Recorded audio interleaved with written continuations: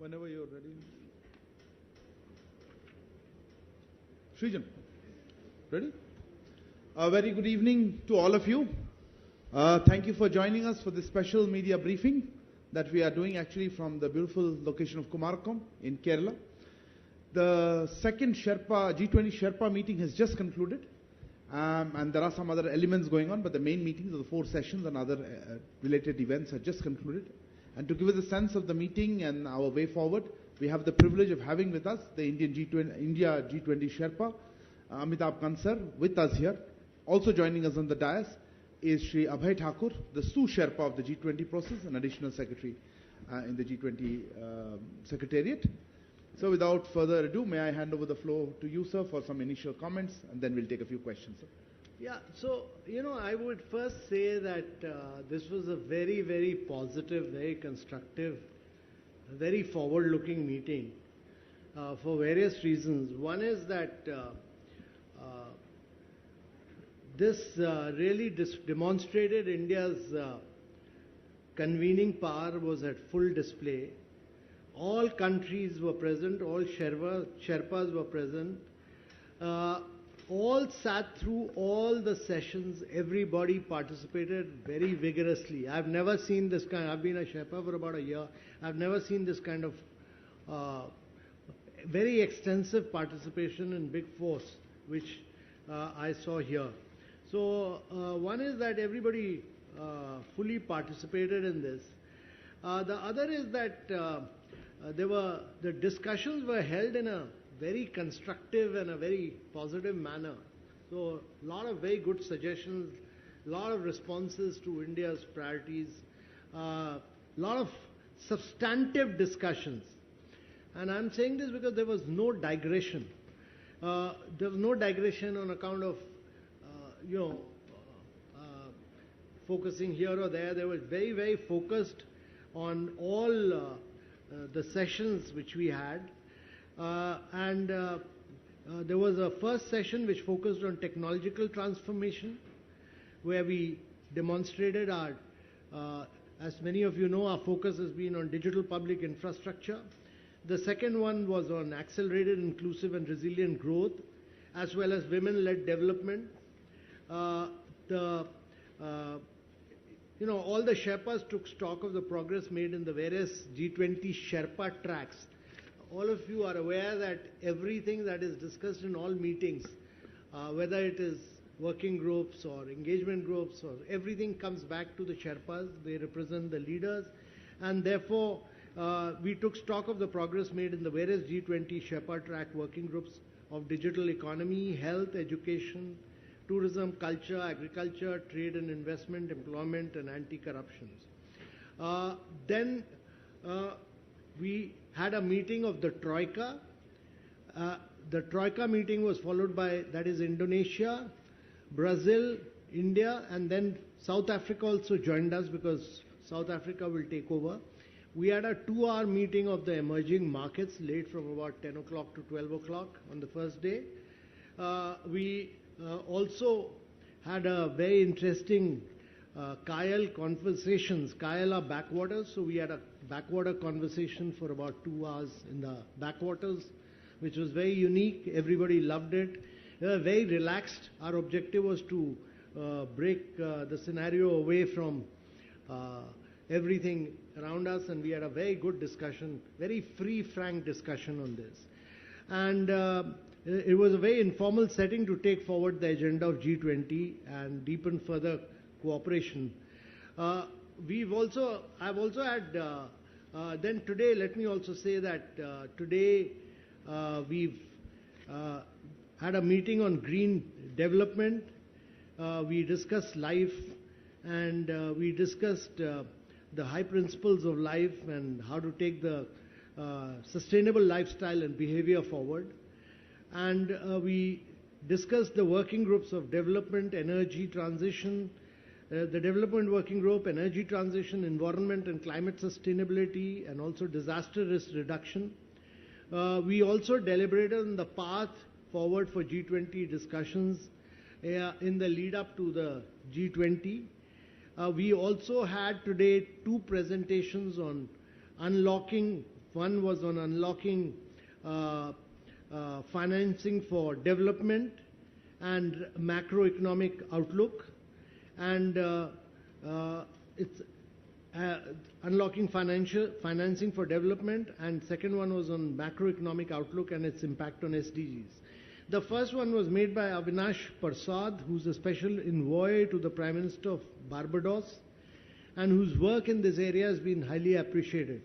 And the second one was by UNDISA, UN organizations, UNDISA and the UNDP. It was made by Mr. George Gray Molina, who's the chief economist at UNDP. And these discussions really enriched all the concepts of SDG, etc., all of them. And we've also, I just wanted to tell you that till now we've had nearly about 50 meetings. Over 50 meetings have been held of our G20 presidency in nearly 30 Indian cities. And all of them have been very, very successful. It has also led to not merely very substantive discussion, but it has led to a huge improvement in infrastructure. Just to give you an example, here the Kerala government developed this new convention center. It improved all the roads, it cleaned up the backwaters, it did some beautiful work, created jetties. So the backwater, the entire uplifting of the backwaters as a tourism destination has been lifted for Kerala. And I think this will benefit Kerala in the years to come. So we are fully and firmly on course to pursue very inclusive and ambitious agenda. You have no doubt on this, that as the Prime Minister said, our agenda is very action-oriented, ambitious, inclusive, decisive, and we are pursuing all that. And we can also assure you that we are on course to achieve very meaningful outcomes. And based on today's very in-depth discussions and deliverables, our deliverables would be in consensus with everybody, and I can assure you that everybody was on board today. We'll have very good outcomes. And I've met, we've held bilateral with almost all countries. And I've already had bilaterals with 14 countries, and 6 I'm meeting in the night today. So all 20 countries I'm meeting. Amongst international organizations, I've also met a lot of them like UN and ADB. And so I would say that there are some key takeaways. One is that there's excellent full participation. It's full agenda meeting. Everybody is in support of our agenda. There are new areas of work, disaster risk reduction, startup group. There is a Chief Scientific Advisors Roundtable, which has already been done on Ramnagar last week. All these have been accomplished by India. There's a huge unanimous support for our presidency, especially for our summit declaration. We've been able to push a lot of India narrative through digital public infrastructure, life, green hydrogen, multilateral reforms, counter-terrorism, counter-narcotics, women-led development. All these are completely new areas which India has pushed as its narratives, and I can only tell you that the backwaters of Kerala has put us firmly on course for the summit in a very positive and constructive manner. So that's all that I would like to say. Thank you very much, sir. We have a time constraint, so we'll take a few questions, but if you could introduce yourself and the organization you represent. Yes, sir, please start with. Good evening, sir. Arupra Chaudhary with Business Standard. Sir, in the third session, that is the first session of the day today, what sort of constructive discussions did you have? Because that session would sort of lead to the final leader statement, what shape it would take, and also what sort of discussions did you have in the first session of today? So it was we had deliberately structured this session. This and the sofa talk were meant to be very informal, constructive inputs, and we've got a very, very positive, constructive feedback. One thing is very clear, and that is everybody wants to be positive, everybody wants to be constructive, everybody wants this to be a really good G20. That has come out loud and clear in this. Now, we are working towards this in various ways, and I will not like to disclose on how we are working, but I can assure you that we are on the right track. Anybody else? If not, yeah, sorry. Go ahead, ma'am. Maybe we'll just take the questions together. Yeah. Deepshika from the Economic Times. So there was a discussion, you said, on the macroeconomic situation in the globally. What were the concerns? What was really discussed in this session? Someone say, Shubhajit? Yeah. Microphone.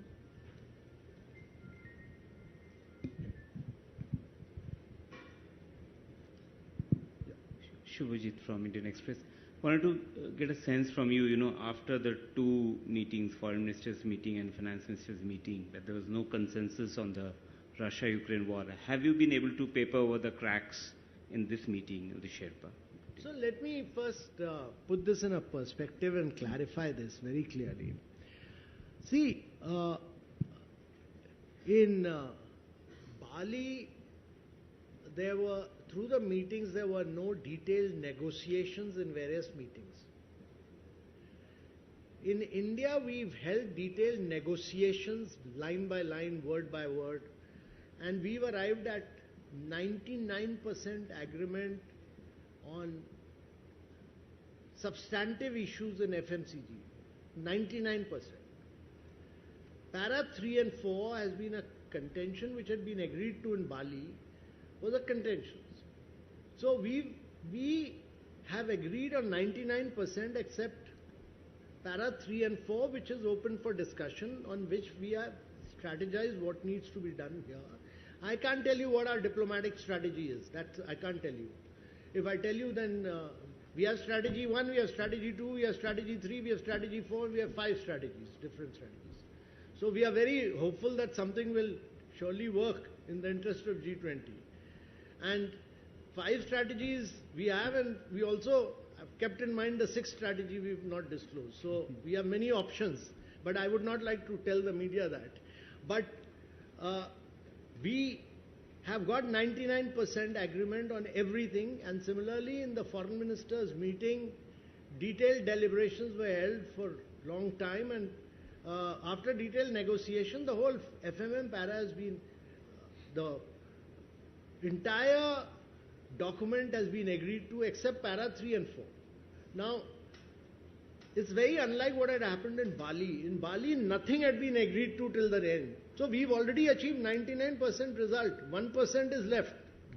Let's get this cleared. So get obsessed with 99% of the result. Don't get over-obsessed with 1%, which is not in the hands of India.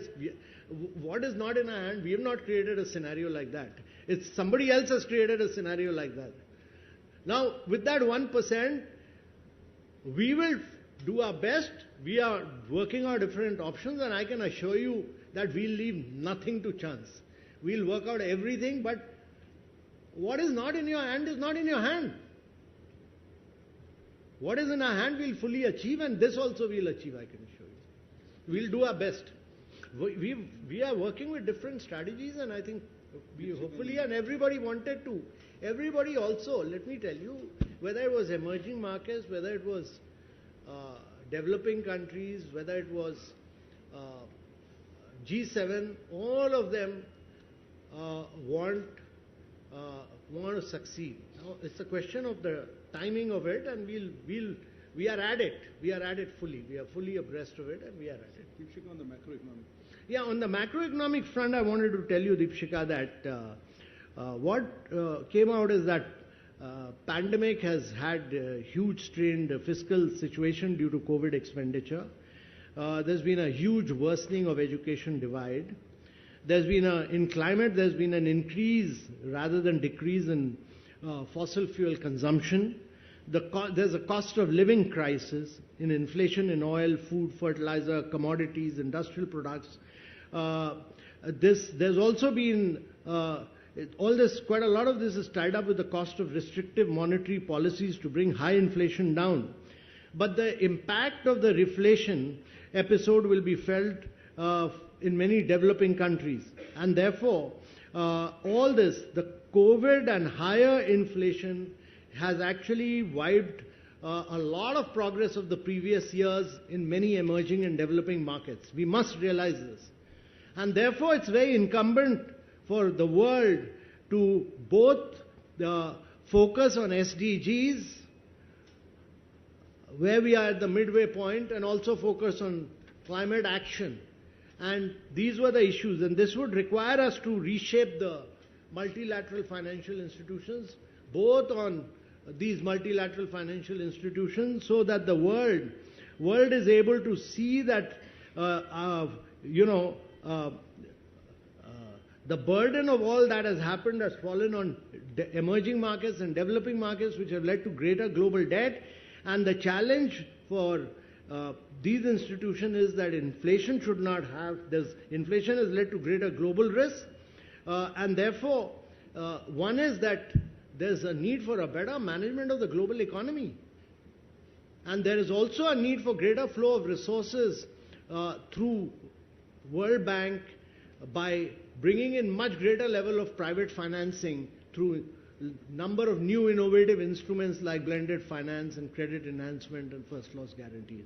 So these were issues which were discussed, and we have held the issue. All these issues are largely focused both on SDG and this from the viewpoint of the impact on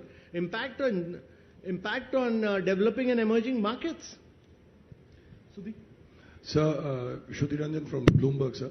Just if you could expand a little bit on this unlocking of finance for development. What are the kind of discussions you had, and is there any kind of... Yeah. So, Mr. Avinash Prasad, who made the presentation, he raised a number of issues, and to just tell you, he said that the cost of finance in developed world is 2%, in India it's 8%, in African countries it is 16%, in sub-Saharan countries it's 20%. That is the difference. So the risk of getting capital in Asia is very different from Africa to sub-Sahara and in developed world. So more and more finance will keep going to the developed world. Projects in other parts of the world will not be commercially doable, and you will never be able to do clean energy projects. You will never... while we have not contributed to carbonizing the world, we'll be in due course, as we industrialize, we also need to ensure that we industrialize without carbonizing. But you need long-term financing. Where is the long-term financing for 30 years available? And to enable 30 years financing to be done, you need risks which exist in Asia, Africa, and developed world need to be pooled together. And they need to be pooled together and then make financing available at lower rates of interest. That'll enable much greater levels of investment from private sector to flow in. So the government, the countries which had committed to giving $100 billion a year in 2009 at Copenhagen should live up to it. More than that, private capital should be allowed to flow in. That would require a greater level of risk elimination, and that can only be done by international financing agencies like World Bank. That was discussed, and I must say one thing, that today's meeting made it very clear that all G7 countries also want reforms now. They all want India to put a very ambitious, action-oriented action plan for this. And I think financing for development was therefore a very critical area of change, and reform of international financial institutions is also a critical area to ensure adequate flow of finance. And this came out loud and clear in today's meeting. Thank you. You had a follow-up? Yeah, I just had a follow-up. Were developments in the global financial sector, what happened in the US and then Europe, did they also figure in the discussions in the financial sector and macroeconomic sector? Yeah, it was part of the presentation. Part of everybody's discussions. Thank you very much, sir. We discuss all realities of the world. That brings us to the end of this special media briefing. Thank you very much, sir, for your presence here, sir, and for answering these questions. Thanks also to Shri Abhay Thakur, Sherpa, G20. Thank you. Good evening.